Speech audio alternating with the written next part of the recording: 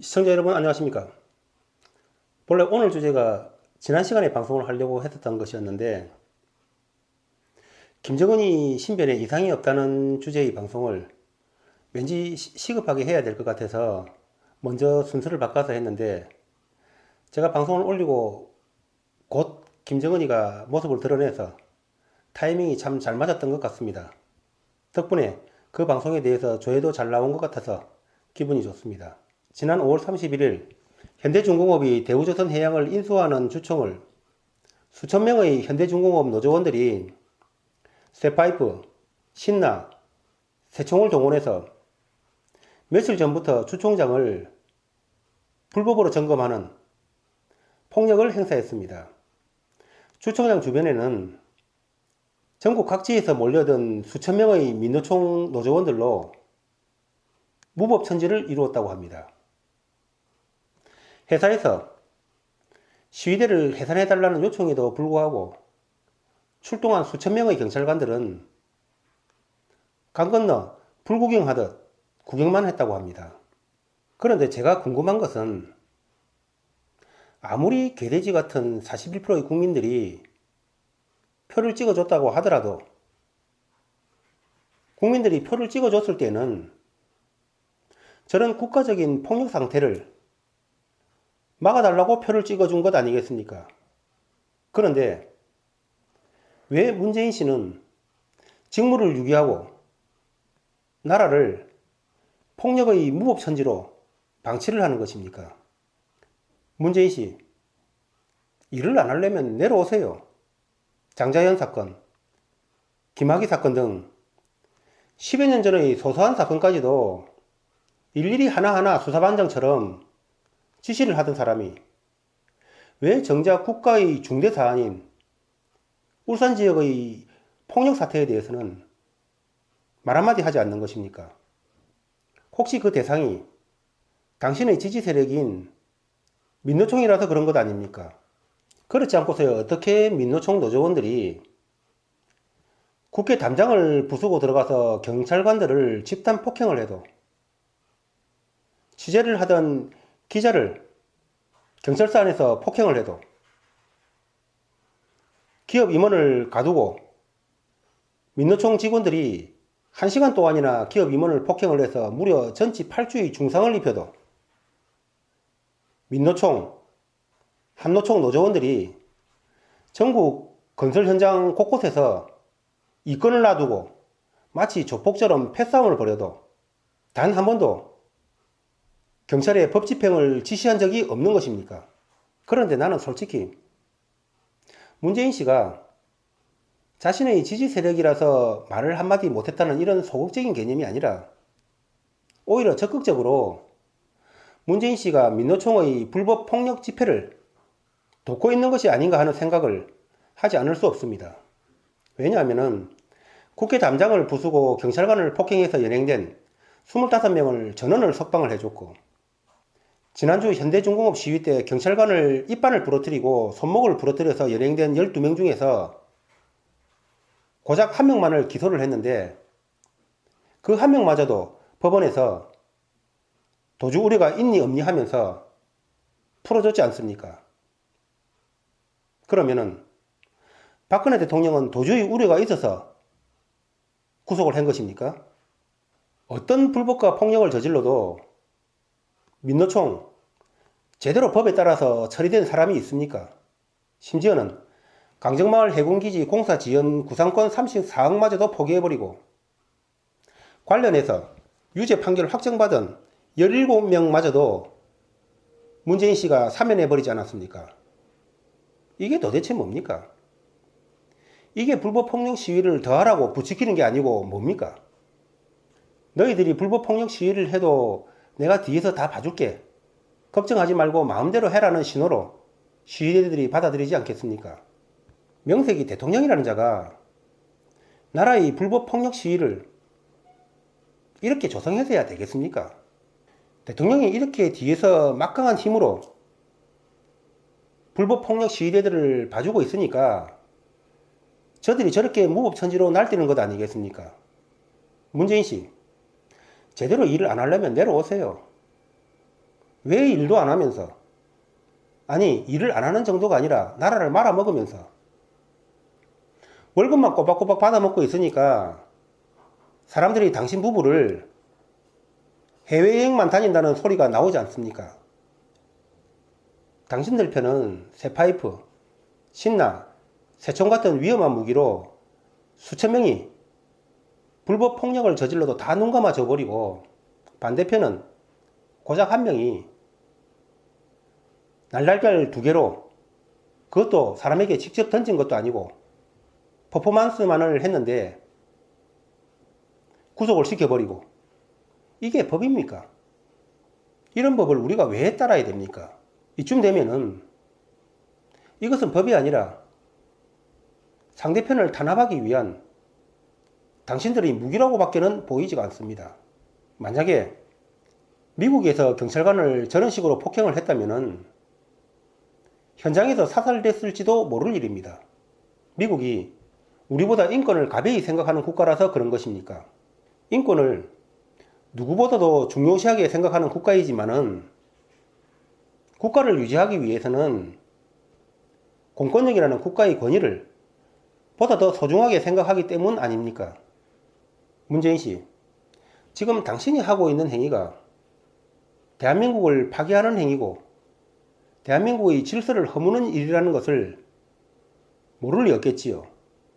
저런 불법 폭력 앞에서 공권력이 무릎을 꿇는 모습을 볼 때 국민들의 마음이 얼마나 무너져 내리겠습니까?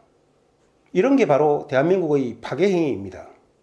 중도에서 탄핵을 당하고 내려올지 임기를 끝까지 다 채울지 그것까지야 내가 모르겠지만은 민노총의 저런 불법 폭력 행위를 방조하고 직무유기를 한 죄, 퇴직 후에 추가될 수 있다는 점 잘 기억하시기 바랍니다. 나는 문재인 씨를 보고 한 번도 여지껏 대통령이라고 부른 적도 없지만은 보통 누구누구 정부, 누구누구 정권이라는 표현을 많이 쓰는데 나는 이제부터 문재인 정부, 문재인 정권이라는 표현도 쓰지 않겠습니다. 자신들의 이익을 위해서 국가를 누구 말처럼 회쳐먹고 찜쪄먹고 뼈까지 발라먹고 그것도 모자라서 민노총까지 숟가락을 들고 나눠먹기를 하고 있는데 이것을 내가 정부라고 불러야 되겠습니까? 나는 그렇게 못하겠습니다. 나는 오늘부터 이자들에게 문재인 정부라는 표현 대신에 문재인 세력 또는 문재인 집단이라는 표현을 쓰겠습니다. 그런데 시청자 여러분, 저는 요즘 이 문재인 세력을 보면서 이 사람들이 우파들을 탄압할 때 사용했던 국정농단이니 적폐니 블랙리스트니 화이트리스트니 하는 등등의 단어들이 자기들이 오히려 그러한 짓들을 하기 위해서 상대편에게 뒤집어 씌운 것이 아닌가 하는 그런 생각을 합니다. 상대에게 그렇게 뒤집어 씌우고 자신들은 깨끗한 척을 해야지 그러한 것들에 대한 국민들의 시선이 자신들에게 쏠리지 않을 거니까요.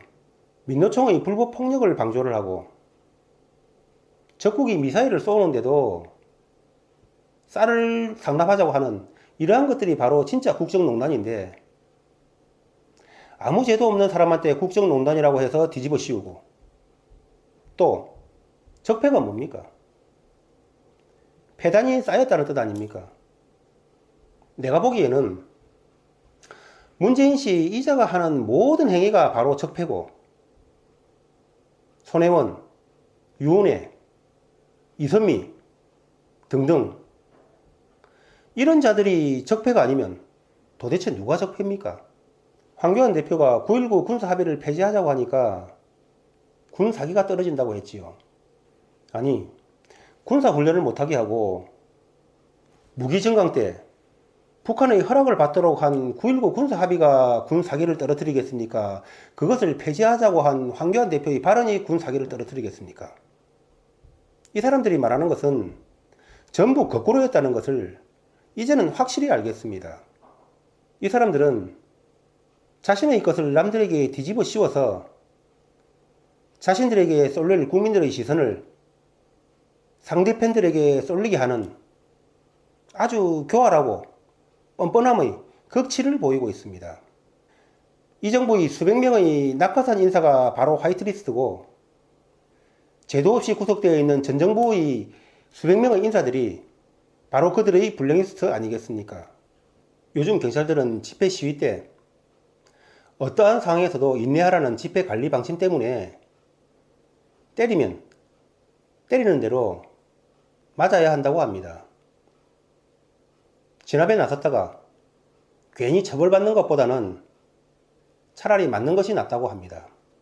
한마디로 경찰 공권력을 농락하면서 경찰관들이 두들겨 맞는 것을 즐기면서 보는 자들이 만들어 놓은 그러한 시위 지침이라고 생각을 합니다.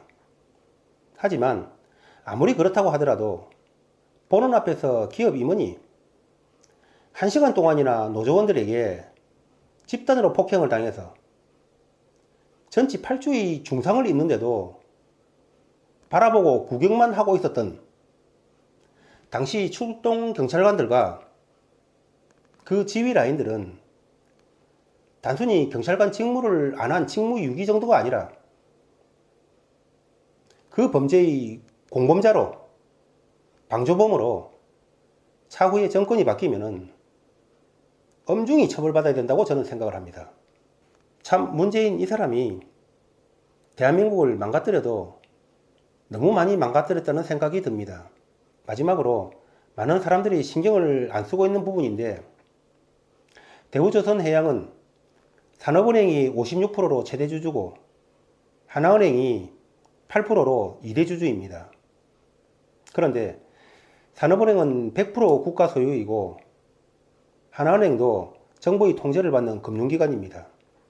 그렇다면 국익을 생각하지 않고 자신들의 이익에만 혈안이 되어 있는 집단 또는 세력이라면 대우조선해양을 현대중공업에 헐값에 던져주고 뒷구멍으로는 얼마든지 검은 거래를 할 수 있는 그런 가능성이 높은 구조입니다. 썩은 고기에는 똥파리가 많이 날아드는 법입니다. 현대중공업이 대우조선해양을 인수를 하면은 일반적으로는 인수를 당하는 대우조선해양에서 직원들이 구조조정을 당하고, 인수를 하는 현대중공업은 구조조정을 당하지 않는 것이 통상적인 사례입니다. 그리고 회사에서도 직원들을 구조조정하지 않겠다고 보장을 했지요. 또한 노조 입장에서는 현대중공업이 대우조선해양을 인수를 하면은 세계 제1의 선사가 되면서 오히려 노조원들 입장에서는 회사가 튼튼해지니까 더 좋은 점도 분명히 많이 있을 것입니다. 그럼에도 불구하고 이번 사태에 노조가 개입을 하는 것은 이러한 사실들 모두를 파악하고 있는 노조가 자신들의 지분 챙기기에 나선 것은 아닌지, 혹은 그럴 가능성은 없는 것인지 한번 우리 국민 모두가 두 눈 부릅뜨고 살펴봐야 될 일이 아닌가 하는 생각을 합니다. 저는 다음에 정권이 바뀌면은 현대중공업의 대우조선해양 인수에 대해서 철저한 감사가 있어야 된다는 말씀을 드리면서 오늘 방송을 마치겠습니다. 감사합니다.